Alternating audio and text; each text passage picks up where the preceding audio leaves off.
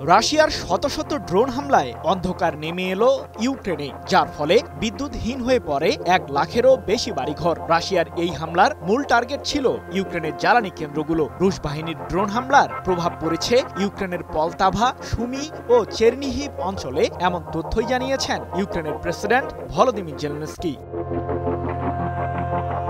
ইউক্রেনের জ্বালানি মন্ত্রণালয়ের অভিযোগ, শীতকাল শুরুর পূর্বে বেসামরিক স্থাপনা ধ্বংস করতেই মূলত এই ধরনের হামলা চালিয়ে আসছে রাশিয়া। তবে সাম্প্রতিক সময়ে ইউক্রেনও পাল্টা আক্রমণে রুশ তেল শোধনাগার ও জ্বালানি ডিপোতে হামলা চালিয়েছে। 28 আগস্ট এক প্রতিবেদনে বিষয়টি নিশ্চিত করেছে ব্রিটিশ সংবাদ মাধ্যম বিবিসি।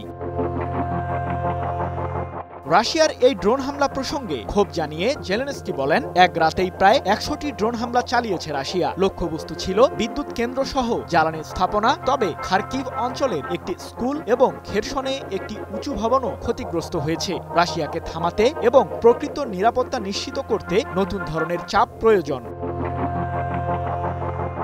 এদিকে ড্রোন হামলার পাশাপাশি ইউক্রেনকে লক্ষ্য করে ব্যালিস্টিক মিসাইল হামলাও অব্যাহত রেখেছে প্রেসিডেন্ট ভ্লাদিমির পুতিনের নেতৃত্বাধীন রাশিয়া। চলতি মাসে অন্তত 6 শতাধিক ড্রোন এবং 30টিরও বেশি ব্যালিস্টিক ও ক্রুজ মিসাইল দিয়ে ইউক্রেনের রাজধানী কিয়েভে হামলা চালায় রুশ বাহিনী। সব মশার বিরুদ্ধে সুরক্ষা দিতে এলো বসুন্ধরা এক্সট্রিম অ্যারোসল, মশার বিরুদ্ধে এক্সট্রিম সুরক্ষা। রাশিয়া ইউক্রেন যুদ্ধের 3.5 বছর পরও ময়দানে লড়াই থামার কোনো লক্ষ্য নেই। দুই দেশের মাঝে যুদ্ধবিরতি করিয়ে দিতে আন্তর্জাতিক প্রচেষ্টা অব্যাহত রেখেছেন মার্কিন প্রেসিডেন্ট ডোনাল্ড ট্রাম্প। চলতি মাসের মাঝামাঝিতে ট্রাম্প মার্কিন অঙ্গরাজ্য আলাস্কায় রুশ প্রেসিডেন্ট পুতিনের সঙ্গে এবং পরে ওয়াশিংটনে জেলেনস্কি ও ইউরোপীয় নেতাদের সঙ্গে বৈঠক করেছেন। ট্রাম্প দীর্ঘদিন ধরেই পুতিন জেলেনস্কি বৈঠকের জন্য চাপ দিচ্ছেন।